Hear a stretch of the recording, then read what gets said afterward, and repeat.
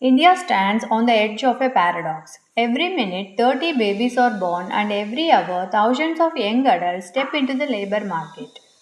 This should feel like power. More workers, more minds, more energy than almost any nation on earth. Instead, it often feels like a slow brewing crisis. Jobs are not keeping pace, skills lag behind technology. Inequality deepens as millions of young people chase opportunity that simply does not exist. The very force meant to propel the country forward could just as easily pull it under. A demographic dividend can be a blessing or a demographic time bomb. Is India's youth a boon or a burden?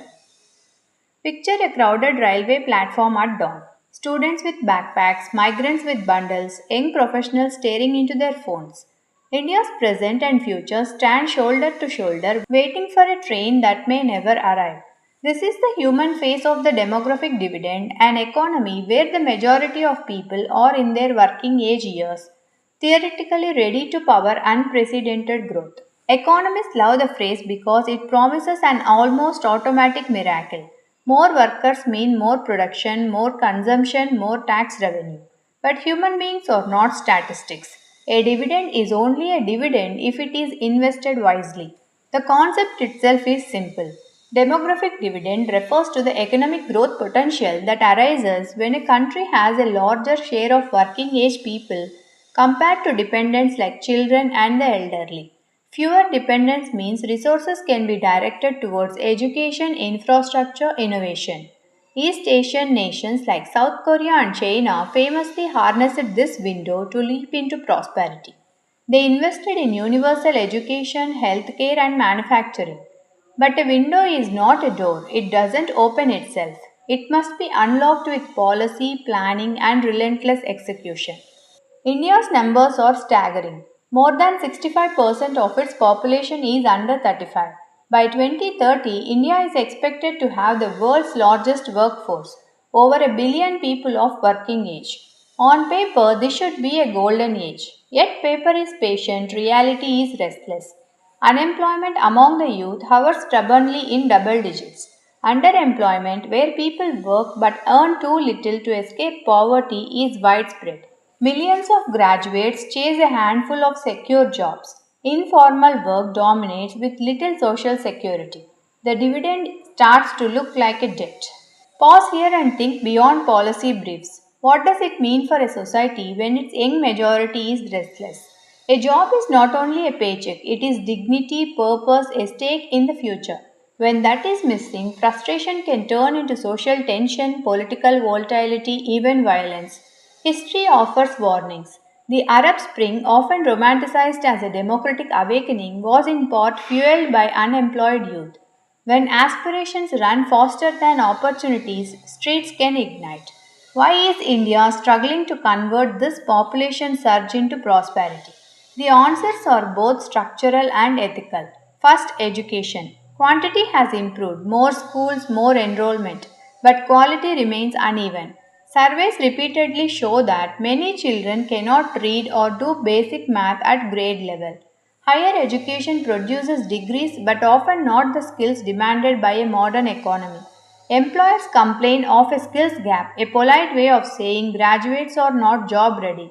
Second is health. Malnutrition and poor public health reduce productivity long before a person reaches the job market. Third is gender. Women's labor force participation in India is among the lowest in the world.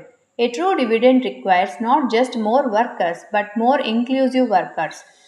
Consider the constitutional angle. The directive principles urge the state to secure the right to work, education, and public assistance. Articles on equality and dignity imply a moral obligation to prepare citizens for a meaningful life. Yet, budgets often treat health and education as afterthoughts. When public spending on these sectors remains below global norms, it is not just an economic failure, it is a constitutional betrayal. Global comparisons sharpen the contrast. South Korea invested heavily in universal secondary education before its demographic window fully opened. China coupled population control with massive industrial expansion and rural reforms. These nations treated their youth as an asset to be cultivated. India, by contrast, often treats its youth as a statistic to be managed. Schemes like Skill India, Startup India, and the National Education Policy 2020 are steps in the right direction, but implementation is patchy. A policy announced with fanfare means little if it doesn't reach the village school or urban slum. Let's take a critical break here. Imagine you are a 22-year-old in a small town. You have a smartphone, an internet connection, and a degree that cost your family years of sacrifice. You scroll through social media and see a world of opportunity, but your reality is a contract job that pays barely enough to cover rent. How long before optimism turns into cynicism? How long before you stop believing that hard work will be rewarded? This is not just an economic question, it is a test of the social contract. Technology complicates the picture. Automation threatens low skilled jobs even as digital platforms create new ones. Artificial intelligence can generate wealth but also concentrate it. India's challenge is to prepare its workforce for jobs that don't yet exist, while protecting those who risk being left behind. That means reimagining education not as a rote learning but as a lifelong adaptability. Critical thinking, problem solving, and digital literacy must become as basic as reading and writing. There is also an ethical dimension to migration. Millions of Indians seek work abroad, sending back remittances that sustain families and balance the economy. But when the best and the brightest leave, the domestic dividend shrinks. The term brain drain hides a deeper wound: the inability of a society to provide opportunities worthy of its own talent. What then is to be done? The usual prescriptions: more jobs, better education, stronger healthcare. These are obvious but insufficient without a deeper shift. Policies must be backed by political will that outlives electoral cycles. States must compete not just in attracting factories but in raising human development indices. Gender equality cannot remain a slogan. Childcare, safety, and flexible work are economic necessities. Rural areas must see investment beyond agriculture so that migration is a choice, not a compulsion. This is not merely a government's burden. Private industry must invest in skill development and fair wages. Civil society must demand accountability and reject the complacency that treats demographic destiny as automatic. And individuals must adapt, embracing lifelong learning in a world where no skill remains relevant forever. The future need not be bleak. India's youth are remarkably entrepreneurial.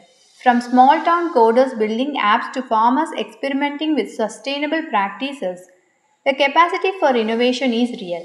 When given access to credit, mentorship, and digital tools, young Indians have created startups that rival global peers.